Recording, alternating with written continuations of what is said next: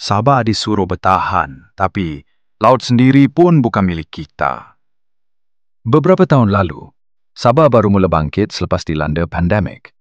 Rakyat hilang pekerjaan, ekonomi merosot, tekanan hidup makin menhimpit. Waktu itu, YB Darrell Laking berdiri, tanya satu soalan penting.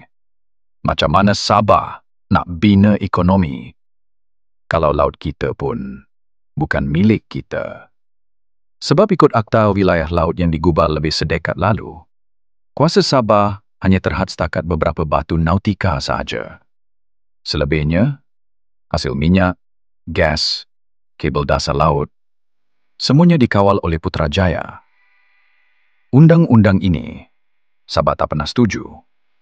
Tapi Sabah masih diam. Sarawak dah bangkit menolak. Kelantan pun melawan. Kita, Ketua Menteri ketika itu, Haji Ji, pernah berjanji nak bawa usul menolak akta itu. Katanya akan tubuh jawatan kuasa khas untuk bincang dengan Petronas. Rakyat percaya. Mungkin inilah saat perubahan bermula.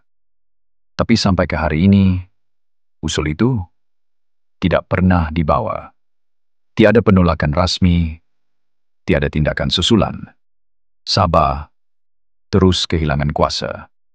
Dan setiap hari, hasil dari Laut Sabah terus disedut keluar.